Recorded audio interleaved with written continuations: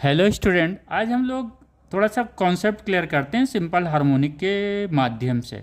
हम लोगों ने पढ़ा है न्यूटन्स इक्वेशंस ऑफ मोशन। क्या होता है? v equal to U plus A T, S equal to U T plus half A T, U T plus half A T square. Third equations Newton's का क्या है?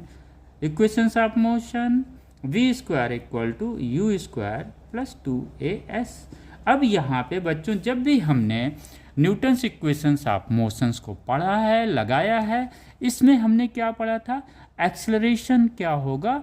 यूनिफॉर्म होगा। अगर constant है acceleration, तभी Newton's equations of motions applicable होगा। अगर ये एक्सेलरेशन वेरिएबल है तो Newton's equations of motion applicable नहीं होगा। क्लियर? और मोशंस कैसा होना चाहिए? स्ट्रेट लाइन मोशन होना चाहिए। आइए, इसी को अब हम लोग सिंपल हार्मोनिक मोशन में समझते हैं। वो रिवर्स कह रहा है। सिंपल हार्मोनिक मोशन कह रहा है कि हमारा जो भी पार्टिकल सिंपल हार्मोनिक मोशन में है, वो पार्टिकल में जो एक्सेलरेशन लग रहा है वो एक्सेलरेशन वेरिएबल है, कांस्टेंट एक्सेलरेशन नहीं है। क्योंकि ये एक्सेलरेशन किस पे डिपेंड कर रहा है? उस डिस्प्लेसमेंट पे डिपेंड कर रहा है। कहाँ से? फ्रॉम मीन पॉइंट से जो डिस्प्लेसमेंट है उस पर डिपेंड कर रहा है। अगर ये डिस्प्लेसमेंट बढ़ेगा तो उस पार्टिकल का एक्सेलरेशन क्या होगा? बढ़ेगा।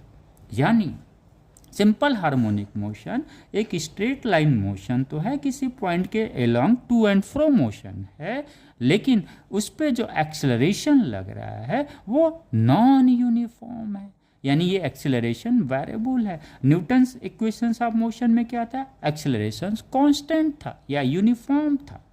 क्लियर हो गया? तो y पे डिपेंड करता है। जैसे मीन पोजीशन यहाँ पे क्या? y equal to 0। अब जैसे जैसे गया maximum displacement y equal to, ये आ गया आपका एम्पलीट्यूड पे आ गया।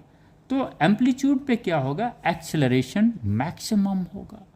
एट मैक्सिमम डिस्प्लेसमेंट पार्टिकल में मैक्सिमम एक्सेलरेशन होगा यहाँ पे।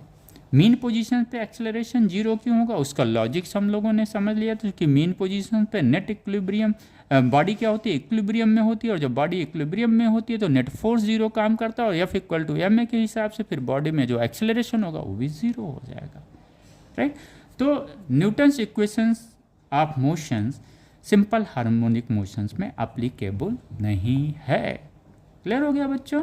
इसलिए जब हम u निकालते हैं यहाँ पे, तो हम ये ओमेगा अंडर रूट ए स्क्वायर माइनस वाई स्क्वायर, ना कि हम न्यूटन्स इक्वेशंस ऑफ मोशन से सॉल्व करते हैं। ये कॉन्सेप्ट क्लियर हो गया?